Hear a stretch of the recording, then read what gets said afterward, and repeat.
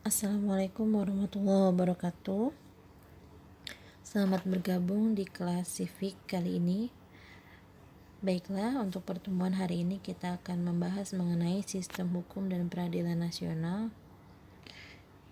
Oke, kita lihat dulu, perhatikan gambar ini. Di sini ada gambar yang menunjukkan orang sedang mengendarai motor ya. Nah, di sini ada yang menggunakan helm, kemudian memakai jaket. Ada aturan-aturan dari Undang-Undang Lalu Lintas ya, khususnya Undang-Undang Nomor 22 Tahun 2009 tentang berkendaraan roda 2 ya.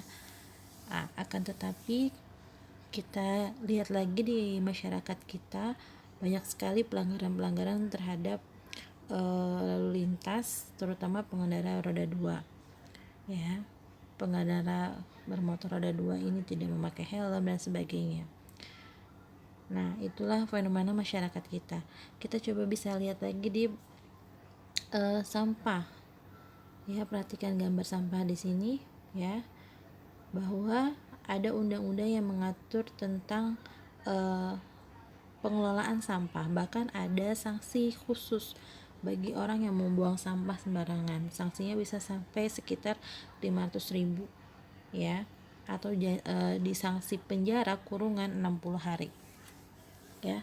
Dan kalau kalian lihat di jalan-jalan masih banyak sekali sampah-sampah yang benar-benar masyarakat ini kurang disiplin dalam kebersihan. Dan ada lagi peraturan fenomena yang sudah dibuat oleh pemerintah, namun fenomena di masyarakat tetap banyak pelanggarannya, yaitu tentang penggunaan bahu jalan. Bahu jalan tuh pada hakikatnya adalah untuk pejalan kaki, akan tetapi sering sekali pengendara bermotor ya masuk ke naik ke bahu jalan sehingga mengganggu kenyamanan pejalan kaki. Padahal sanksi-sanksi yang dibuat oleh penegak hukum sudah begitu tegas. Kalian bisa lihat dari gambar-gambar ini bagaimana pasal-pasalnya memuat sanksi-sanksi denda, sanksi hukuman penjara gitu ya, ataupun kurungan. Tapi masyarakat kita sendiri ternyata memang belum disiplin dalam mentaati peraturan yang telah dibuat oleh pemerintah. Nah, apa sih maksud dari gambar ini? Ini adalah fenomena hukum di Indonesia. Bagaimana pemerintah, lembaga hukum dan penegak hukum sudah membuat produk hukum, tapi kita sebagai rakyat atau warga negara masih kurang untuk melaksanakan ketertiban hukum tersebut. Oke, kita dalami apa sih sistem hukum di Indonesia itu ya. Untuk pertemuan kali ini kompetensi intinya yaitu mengenai pengamalan ajaran agama, kejujuran ya. Kompetensi dasarnya aja langsung ya, kita akan memahami tentang sistem hukum dan peradilan Indonesia sesuai dengan Undang-Undang Negara Republik Indonesia tahun 1945 ya. Bagaimana mencermati sistem hukumnya, bagaimana mencermati sistem peradilannya, dan bagaimana sikap kita sebagai warga negara dalam menampilkan sikap yang sesuai dengan hukum. Next ya. Baik, kita lanjut ke materinya. Pertama tentu saja tentang pengertian hukum. Pengertian hukum, baik kita lihat ada dua tokoh di sini yang mengartikan hukum. Sebenarnya pengertian hukum banyak ya. Hukum bahkan tidak bisa didefinisikan dari sudut pandang tertentu. Karena setiap individu, setiap manusia punya otak atau sudut pandang yang berbeda-beda ya. Kita lihat dari Leon mengatakan bahwa hukum adalah aturan tingkah laku anggota masyarakat. Aturan yang daya penggunanya pada saat tertentu diindahkan oleh suatu masyarakat sebagai jaminan dari kepentingan bersama. Dan yang melanggar terhadapnya akan menimbulkan reaksi bersama terhadap pelakunya. Itu ya pandangan De Guit mengenai pengertian hukum. Ada ilmuwan lain yang mengatakan bahwa hukum adalah himpunan peraturan.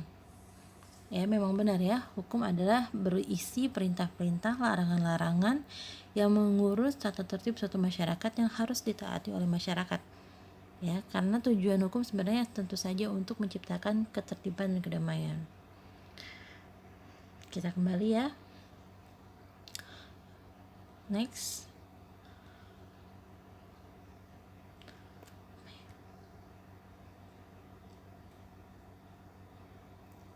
Baik.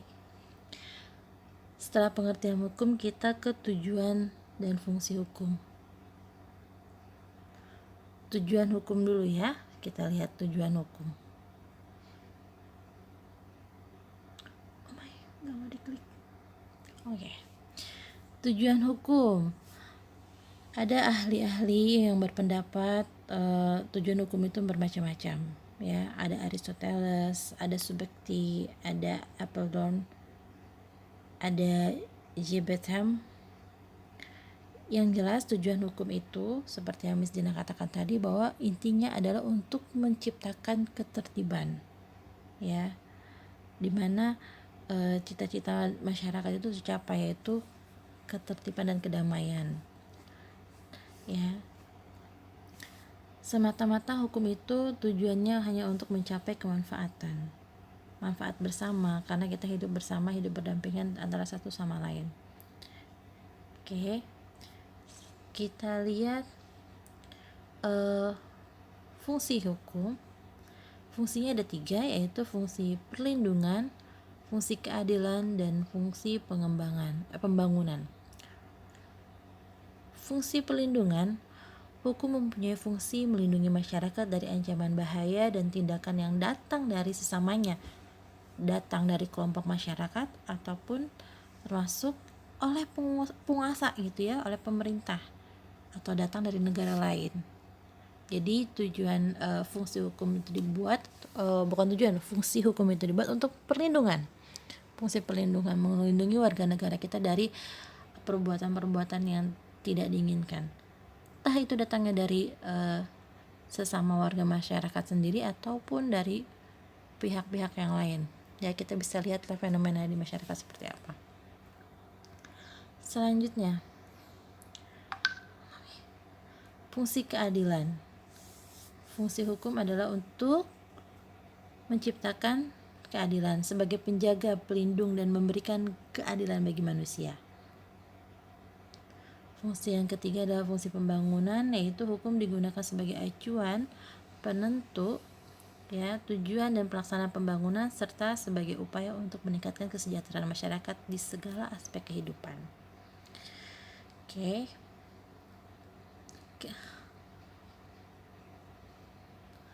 Aduh, gak mau ke menu. Sebentar.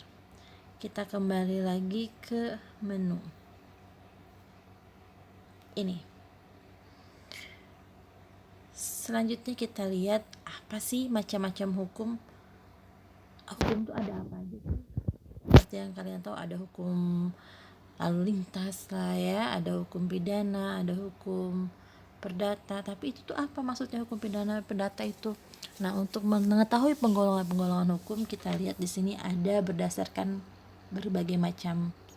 Ya, ada yang berdasarkan sumbernya, berdasarkan isinya, berdasarkan waktu berlakunya, berdasarkan bentuk, berdasarkan cara mempertahankan, berdasarkan tempat berlaku, dan berdasarkan sifat atau berdasarkan wujud. Kita coba dulu dari berdasarkan sumbernya. Sumber hukum. Hukum itu secara umum ada 4 ya. Tapi mungkin nanti di teori-teori materi perkuliahan atau materi kamu nanti menjadi ahli hukum, sumber hukum itu bisa macam-macam ya. Secara umum tingkat SMA ada 4 ya. Sumber hukum yang pertama adalah undang-undang. Tentu saja berupa peraturan perundang-undangan yang dibuat oleh pemerintah. Misalnya undang-undang korupsi, undang-undang terorisme, undang-undang tentang yang kemarin lagi dibuat oleh DPR ya, tentang buruh ya. Nah, ini peraturan perundang-undangan ini dijadikan sumber hukum ketika terjadi sebuah pelanggaran. Hakim memutuskan apakah pelaku atau tersangka ini bersalah bersumber dari hukum peraturan perundang-undangan ini. Ya. Selanjutnya sumber hukum yang kedua adalah traktat. Apa sih traktat? Traktat adalah hukum yang ditetapkan oleh negara-negara dalam suatu perjanjian. Misalnya, contohnya nih, Indonesia diplomasi atau mengadakan hubungan kerjasama dengan Singapura atau dengan Malaysia, melakukan perjanjian ekstradisi apabila ada buronan kita atau koruptor yang kabur ke negara lain. Nah, kita punya perjanjian internasional di mana nanti polisi kita akan bekerja sama dengan pihak keamanan di negara di luar negeri tersebut, di Malaysia atau di Singapura, untuk menangkap buronan tersebut. Itu namanya suatu perjanjian kesepakatan dua negara. Bisa di bidang keamanan atau di bidang ekonomi. Di bidang apapun itu perjanjiannya akan dijadikan sebagai sumber hukum. Ya. Paham? Selanjutnya sumber hukum yang ketiga yaitu hukum kebiasaan. Hukum kebiasaan adalah hukum yang terletak dalam peraturan-peraturan kebiasaan. Misalnya nih, kalian pernah nonton film Tom and Jerry gitu, kalau misalnya dia lagi berantem sampai babak belur udah pantang-panting, kemudian Jerry-nya itu mengibarkan bendera putih.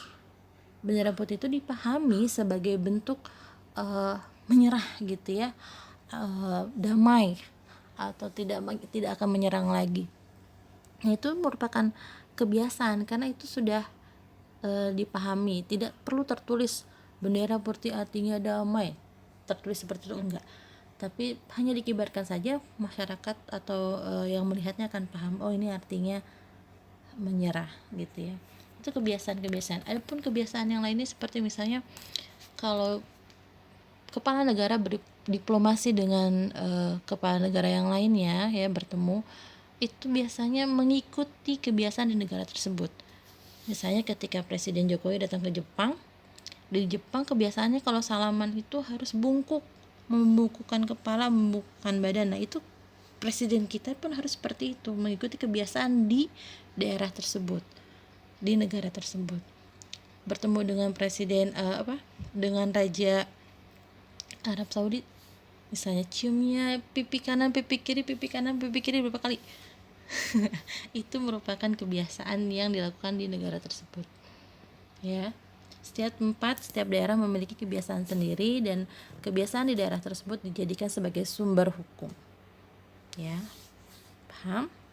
Selanjutnya sumber hukum yang keempat adalah jurisprudensial. Jurisprudensi lah ya, kita pernah dengar kelas 10 kayak mungkin pernah mendengar kata jurisprudensi itu apa. Kita ke dulu ya. Jurisprudensi adalah hukum yang terbentuk karena keputusan hakim. Seperti apa sih contohnya, Miss? Jadi contohnya keputusan hakim terdahulu pada kasus serupa dijadikan sumber hukum oleh hakim yang sedang melaksanakan persidangan saat ini sekarang. Misalnya sekarang terjadi pembunuhan ya, yang motifnya baru ya, kasusnya ini baru, tapi mirip-mirip dengan kasus yang dilakukan oleh pelaku pembunuhan 2 tahun yang lalu. Nah, dan sanksi pelaku pembunuhan 2 tahun yang lalu itu adalah hukuman mati. Maka hakim pada saat ini menjurisprudensi hukum atas keputusan hakim 2 tahun yang lalu itu. Itu namanya keputusan hakim terdahulu yang dijadikan sumber hukum oleh hakim saat ini. Nah, itu kita sebut jurisprudensial. Oke. Paham ya? Oke, itu sumber hukum. Wah, banyak nih. Baiklah, kita lanjut aja. Hukum, penggolongan hukum berdasarkan isinya. Ini yang cukup menarik karena intinya di sini kalian tahu perbedaan antara hukum privat dan hukum publik. Hukum menurut isinya dibagi 2, yaitu hukum private atau hukum sipil atau hukum perorangan, dan hukum publik atau hukum umum, hukum bernegara. Ya. Kita lihat hukum private itu adalah hukum yang mengatur hubungan antar orang yang satu dengan orang yang lain dengan menitik beratkan pada kepentingan seseorang. Ya, biasanya hukum private itu seperti contohnya hukum waris, ya, antara hanya khusus pewaris dari yang memberikan warisan tuh namanya siapa? Ya, itulah pokoknya ya. Biasanya hukum waris itu perebutan warisan tuh biasanya antara saudara gitu. Kemudian contoh lagi ada hukum perkawinan, di mana dalam hukum perkawinan itu seperti terjadi sengketa perceraian, sengketa harta gono gini, itu sifatnya private atau antar keluarga itu saja, ya, hukum privat. Atau terjadi yang namanya perselisihan perjanjian perdagangan, ya, ada yang misalnya tidak menepati hutang piutangnya atau sebagainya dalam perjanjian perdagangan. Nah, itu diadili atau kita bisa merujuk sumbernya pada hukum private. Paham ya? Selanjutnya kita lihat hukum publik. Hukum publik atau hukum umum yaitu hukum yang mengatur hubungan antar negara dengan alat-alat perlengkapannya atau hubungan negara dengan perseorangan. Contohnya adalah hukum administrasi negara, hukum pidana, hukum internasional. Atau contoh yang lebih bisa dipahami lagi, misalnya kamu tahu hukum umum itu seperti pelanggaran-pelanggaran kriminalitas, ya, pembunuhan, perampokan, ya, itu hukum umum, hukum publik, ya. Oke, itu perbedaan antara hukum private dan hukum publik, semoga bisa dipahami. Kita lanjut saja ke penggolongan hukum yang ketiga, yaitu berdasarkan waktu berlakunya. Aduh, boleh minum dulu gak? Hukum menurut waktu berlakunya yaitu terbagi menjadi 3, ius constitutum, ius constituendum, dan hukum asli atau kita sebut hukum asasi, hukum yang dasar, hukum alam. Baik, ius constitutum ini adalah bahasa Belanda, ya. Ius constitutum berarti dia itu hukumnya berlaku sekarang, sudah ditetapkan, sudah disahkan oleh pihak yang berwajib dan sudah dilaksanakan.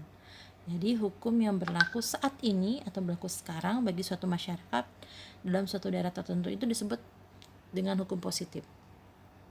Ius constitutum. Ius constituendum adalah hukum yang berlaku pada saat nanti akan datang, ya. Hukum yang diharapkan berlaku pada waktu yang akan datang, masih bersifat hukum negatif karena dia masih berupa rancangan RUU, jadi belum di ketok palu, masih dibahas pasal per pasal, ayat per ayat dari hukum tersebut. Berarti berupa RUU gitu, ya, rancangan undang-undang gitu. Nah, biasanya ini hukum negatif ini ada di DPR, DPRD gitu, ada di pihak-pihak pemerintah yang pembuat hukum yang berwenang. Kemudian hukum asasi atau hukum alam ini tentu saja berlaku secara umum, ya, sebagai makhluk hidup, ya, yang menempati dunia ini ada hukum alamnya. Bagaimana kita merasa lapar harus makan, kita merasa ngantuk harus tidur, itu udah hukum alam, kan, ya. Hukum alam atau hukum asasi adalah hukum yang berlaku di mana-mana, dalam segala waktu dan dalam segala bangsa di Indonesia gitu. Jadi ini penggolongan hukum berdasarkan waktu berlakunya. Kita kembali lagi, lanjut ya. Hukum berdasarkan bentuknya. Oke, ada hukum tertulis, ada hukum tidak tertulis. Nah, ini bedanya jelas, ya. Hukum tertulis berarti hukum tersebut sudah ditulis, sudah dicetak, sudah diketik, ya.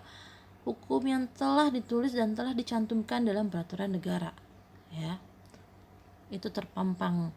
Tata tertib sekolah dilarang pakai pakaian berbau sara, misalnya dilarang menggunakan apa-apa. Nah, itu tertulis kan di tata tertib sekolah. Nah, tapi ada hukum yang tidak tertulis. Apa sih hukum yang tidak tertulis itu? Oke, kita lihat. Hukum yang tidak tertulis adalah hukum yang hidup dalam masyarakat dan diyakini oleh warga masyarakat tapi tidak tertulis. Loh, apa ya contohnya? Contohnya adalah norma-norma, adat-adat, kebiasaan, ya, hukum adat, hukum kebiasaan di dalam masyarakat itu kebanyakan tidak tertulis. Misalnya kita harus menghormati orang yang lebih tua, kita harus masuk ke rumah orang mengetuk pintu dulu, mengucap salam, ya, kita harus menghadiri undangan seseorang, undangan pernikahan atau undangan apapun. Ketika kita diundang gitu ya, kita harus berupaya untuk menghadiri misalnya. Itu udah hukum tidak tertulis gitu. Itu dan itu dipercayai oleh masyarakat dan itu berlaku dalam masyarakat. Oke, paham ya? Itu bentuk hukum tertulis dan tidak tertulis. Menurut sifatnya, hukum ada dua juga, sifat hukum memaksa dan mengatur. Memaksa yaitu hukum yang bagaimanapun juga harus dan mempunyai paksaan yang mutlak, harus dipenuhi, harus ditaati. Hukum yang mengatur yaitu hukum yang dapat dikesampingkan apabila pihak-pihak yang bersangkutan telah membuat peraturan sendiri dalam suatu perjanjian. Gitu ya, hukum yang mengatur itu bisa ditoleransi ketika kondisinya misalnya pandemi sudah tidak ada lagi, corona sudah hilang, berarti kita untuk membuat kebijakan baru, diatur lagi ya peraturan yang baru gitu, yang tidak perlu menggunakan physical distancing atau karantina lagi ya. Ampun, hilanginlah dari Indonesia ini ya, amin. Oke, itu saja dulu ya. 2 lagi silahkan, 3 lagi ada hukum berdasarkan wujudnya, berdasarkan tempat berlakunya, dan cara mempertahankannya akan kita bahas di video pembelajaran selanjutnya. Terima kasih atas perhatiannya. Kalau ada pertanyaan kita diskusikan di komentar di kolom diskusi ya. Terima kasih. Wassalamualaikum warahmatullahi wabarakatuh.